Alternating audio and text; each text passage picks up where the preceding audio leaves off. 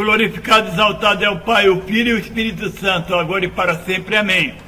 Hoje nós estaremos falando sobre um tema fundamental que muitas pessoas não têm dado atenção. O tema é tempo.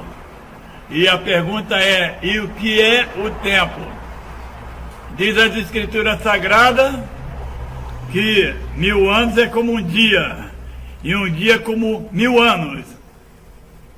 E o tempo que nós temos como base mesmo foi quando o Senhor criou o dia, dando para que a gente possa viver 24 horas e sabendo dividir o tempo para a gente e para Deus.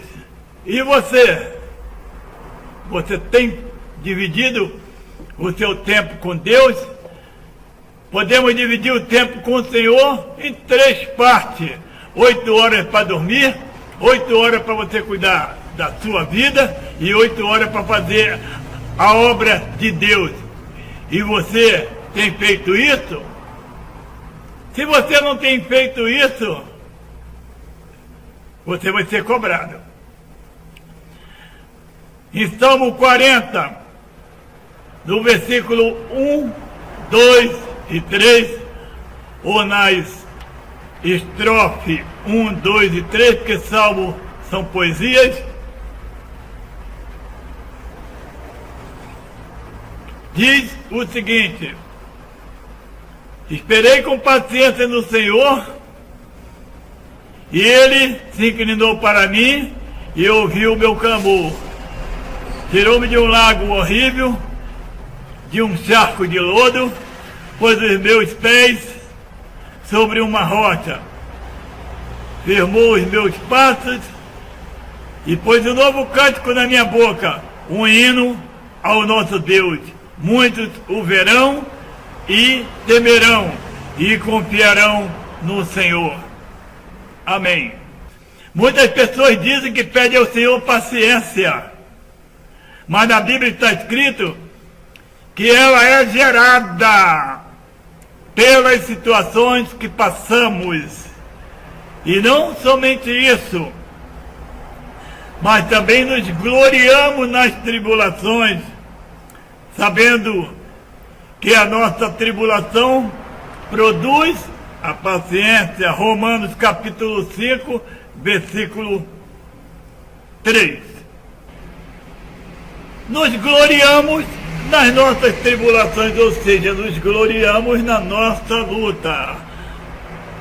Os adversários na vida, as necessidades na vida e as nossas incapacidades na vida. Paulo considera, até eu considero, que as tribulações são bênção, porque as tribulações nos fazem ser mais fortes. Eu sou extremamente pragmático. Para quem não sabe o que quer dizer pragmático, pragmático é a pessoa que vive as suas próprias experiências.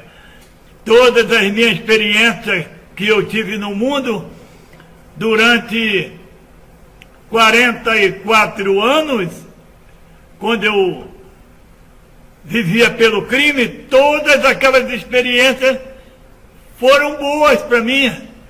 Hoje, pelo meu conhecimento, hoje eu não volto para trás, hoje eu não vou para o mundo, porque eu sei como dói sofrer ao diabo.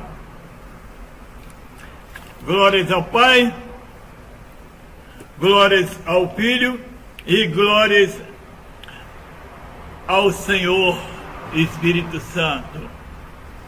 Em 1 Samuel capítulo 15, versículo 22 está escrito: é melhor obedecer do que sacrificar. Em Isaías capítulo 1, do versículo 11 ao 17 está escrito.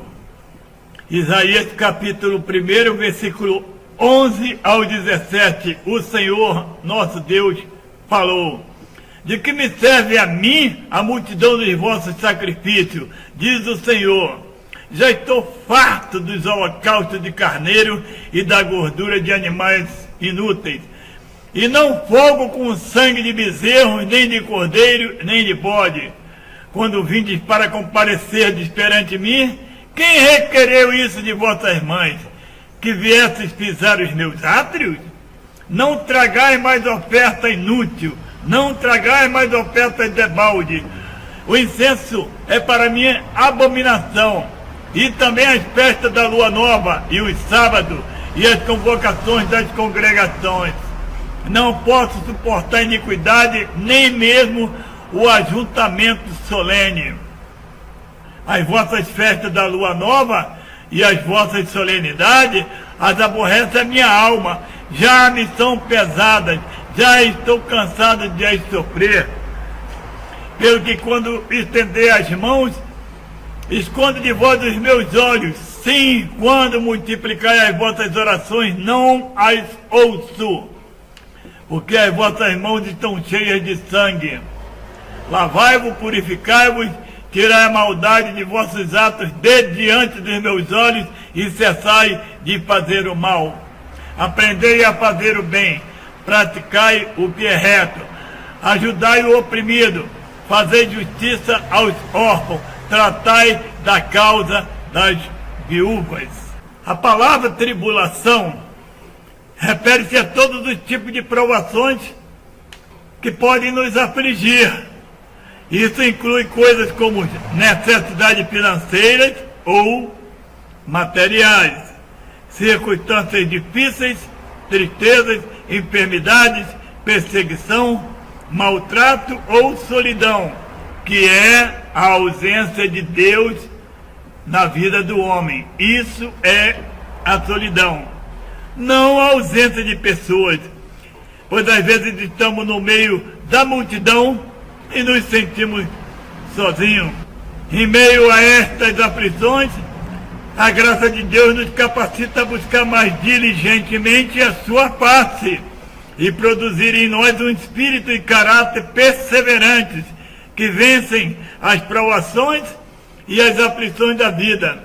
A tribulação, ao invés de nos levar ao desespero e à desesperança, produz a paciência. A paciência produz a experiência, e a experiência resulta numa esperança madura que não decepciona. A graça de Deus nos capacita a olhar além dos nossos problemas presentes, nossos ardentes, ou seja, nossa ardente esperança em Deus, é a certeza garantida da volta do nosso Senhor e Salvador Jesus Cristo, para estabelecer a justiça e a piedade no novo céu, na nova terra.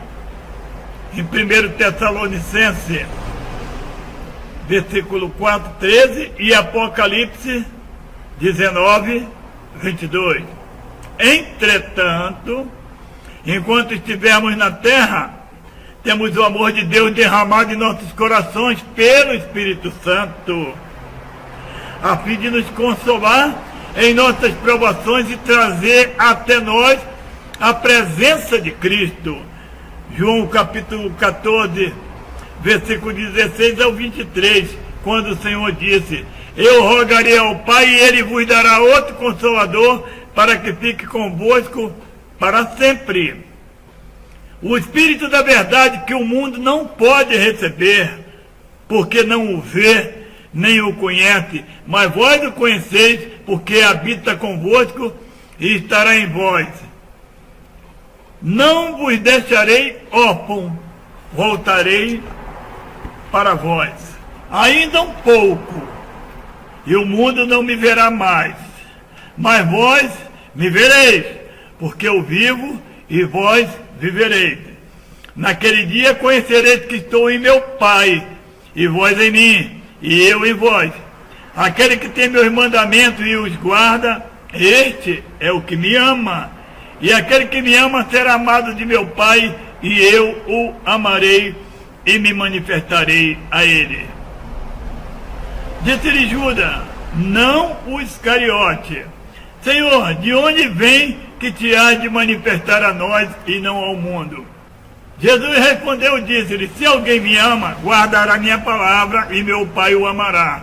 E viremos para ele e faremos nele morada. Podemos chegar a uma conclusão definitiva, sem condições de erro. Quem ama a Jesus, obedece a Jesus.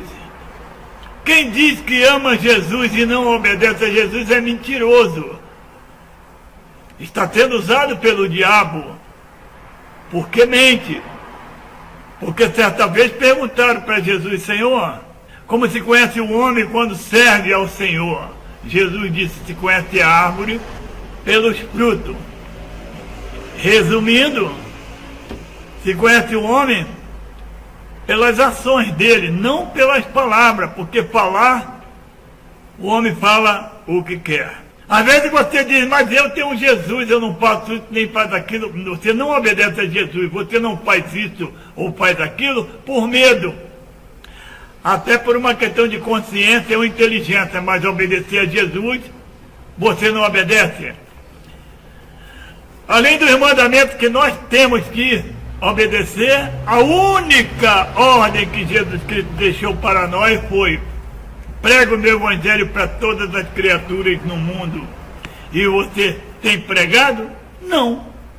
Se você não tem pregado, falado do amor de Deus, para que serve você nessa terra? De que vale a sua existência? Quando você morrer, para onde você irá? Quando você morrer, para quem você será? Precisamos esperar em Deus. Nós precisamos aceitar as circunstâncias da nossa vida como produto da sua vontade, diretiva, corretiva ou permissiva.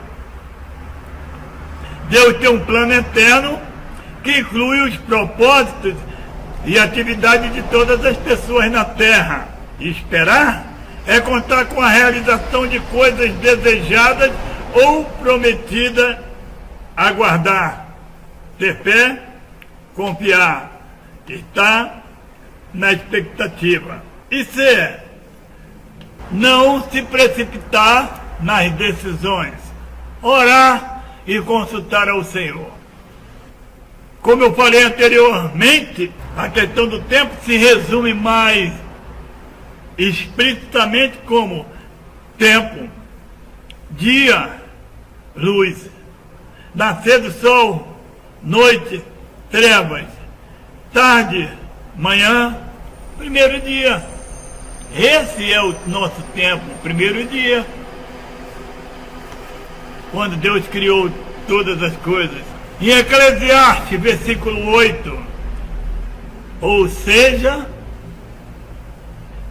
Eclesiastes 8, versículo 3 ao 7 diz: não te apresses ao sair da presença de Deus, nem persista em alguma coisa má, porque Ele faz tudo o que quer.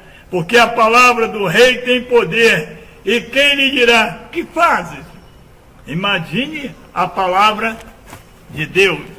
Quem guarda os mandamentos não experimentará nenhum mal, e o coração do sábio discernirá o tempo e o modo, porque para todo propósito há tempo e modo, porquanto o mal do homem é grande sobre ele, porque não sabe o que há de suceder, e como haja de suceder, quem lhe dará a entender?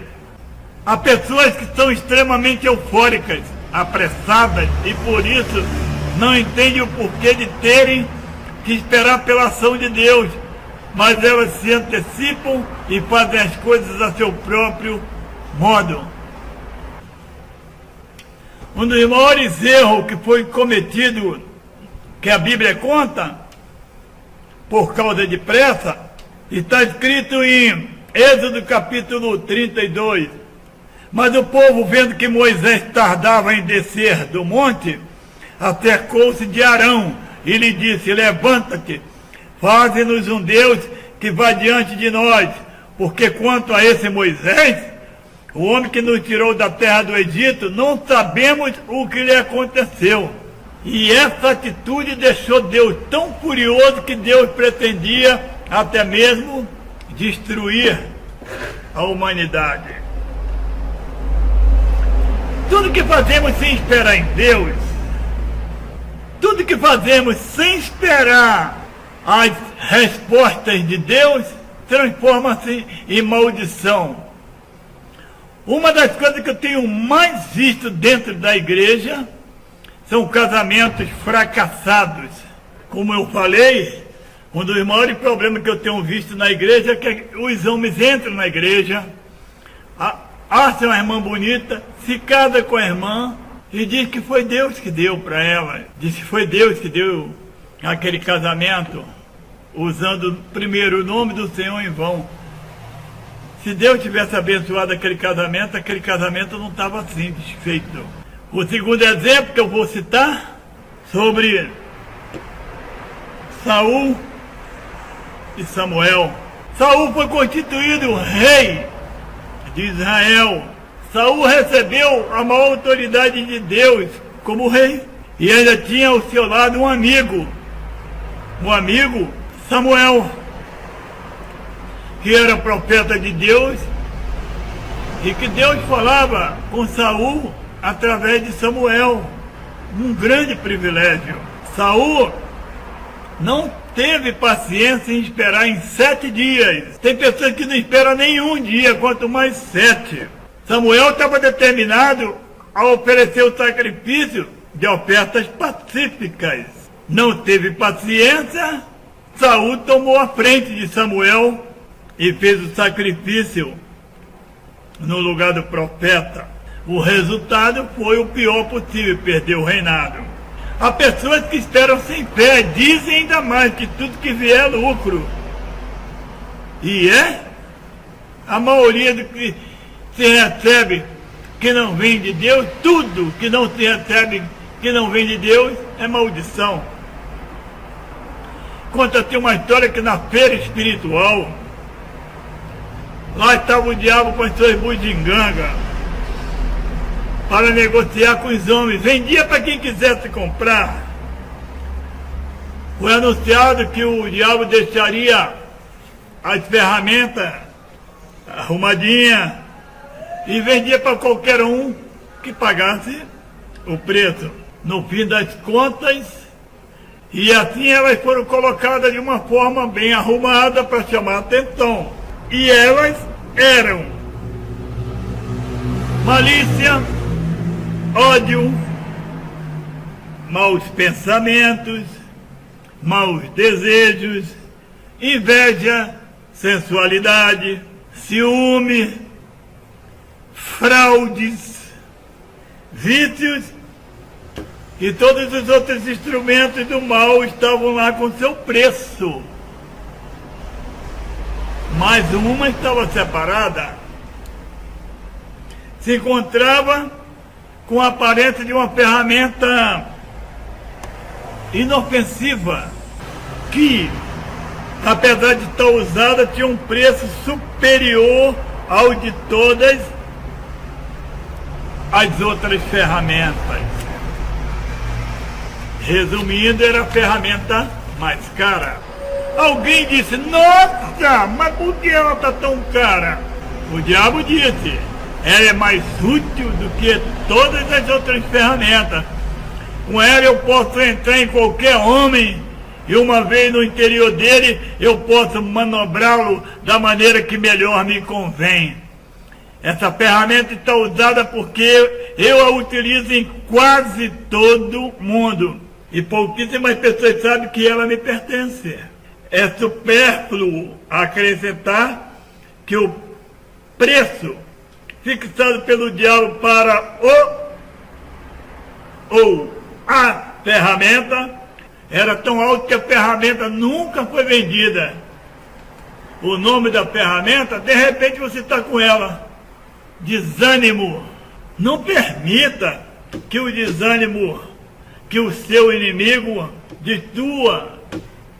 Não permita que você perca a sua salvação Não permita que você deixe que o desânimo destrua a sua vida, a sua comunhão com Deus.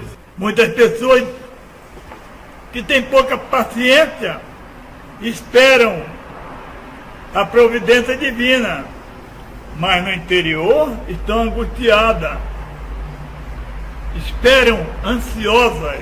A ansiedade, a impaciência, isso é ruim para o bem-estar físico também. Paciência é a capacidade de esperar sem desesperar. É a capacidade de esperar com resignação, sem pressa e sem queixas. Só espera com paciência quem está seguro das promessas de Deus.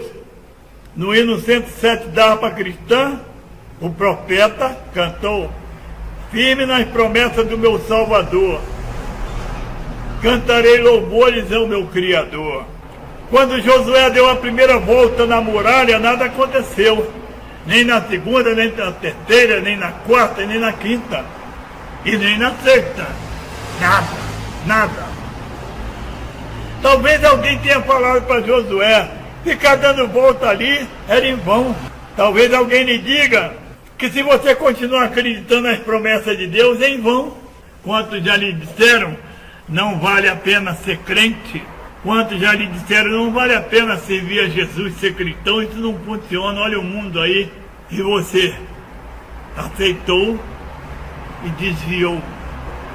E agora está aí, no mato, sem cachorro. Glorificado e exaltado é o Pai, o Filho e o Espírito Santo, agora e para sempre. Amém. Mas na sétima volta, as muralhas caíram. Existia um tempo determinado por Deus. Se Deus falou que era na sétima volta, o que o homem está querendo receber na sexta? É na sétima e acabou. Se ele não esperar, problema dele, azar dele. Deus não está preocupado se você está nesse fracasso, porque Deus está tranquilo. Deus está tranquilo, Deus está consciente, Deus é justo, Deus é santo. É você mesmo quem está criando essa situação que Deus está dizendo, não faça, não vá, e você faz, e você vai. E Deus te dá, e vai continuar te dando o livre-arbítrio. Não desanime, vai à luta, meu irmão. Você não disse que é o tal? Deus disse para Daniel, vai até o fim. Isaías 64, versículo 4, Deus trabalha naqueles que por ele esperam. Conta-se que na Segunda Guerra Mundial, uma viúva italiana ficou sem dinheiro para pagar os aluguéis da casa onde morava. Orou, clamou, pediu ao Senhor e nada. Em desespero, foi despejada pelo dono e foi morar com seus parentes. Depois que ela saiu da casa, aquele lugar foi destruído por um bombardeio nazista. Agora ela entendeu por quê. Agora sim, ela passou a entender por quê Deus não atendeu. Deus permitiu que aquilo ali fosse tudo destruído, só tirou ela dali. E o restante ficou por conta dos acontecimentos, das decisões dos homens, porque Deus não quer essa violência.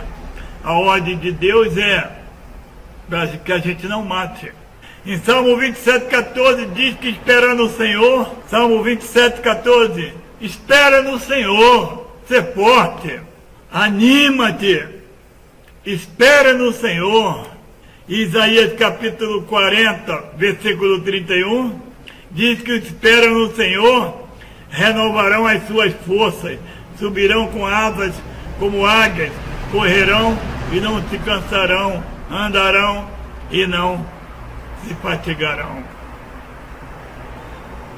A águia é uma ave de rapina muito grande, muito bonita, dotada de grandes capacidades. Ela chega a viver 70 anos. Mas para chegar a essa idade, quando ela tem que fazer sacrifícios.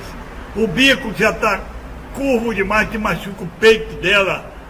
As garras já estão tão curvas que ela não consegue pegar mais nada. Ela não consegue mais pegar a sua presa, o seu alimento. As asas, entre as penas, já criou uma camada, tipo uma cola, digamos assim. Eu estou procurando fazer esse exemplo que ele é maior, mais detalhado, de uma forma mais resumida. No fim das contas, a águia tem que arrastar seus bicos, bater com seu bico na montanha, na pedra, até cair. Com as unhas, as mesmas coisas. E depois ela voa bem alto, mais alto que ela puder, para que o sol, o calor, o sol derreta aquela cola que está nas suas asas, pesando e fazendo se tornar mais difícil para que ela voe, para que ela plane. Depois de 150 dias, ela está renovada, aquele bicão bonito, ó, aquele bicão, aquelas garras bonitas, e solta, ela volta e vive mais 30 anos. Assim somos nós. Precisamos estar em vigilância, precisamos estar nos renovando, porque o Senhor nos mostra a direção, mas o fazer é nosso. E muitos não acreditam mais em Deus. Os que esperam no Senhor têm deles as seguintes promessas.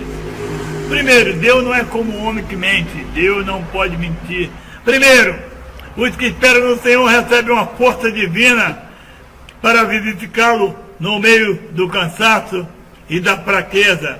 Em 2 Coríntios capítulo 12, versículo 10, porque quando estou fraco, sou forte.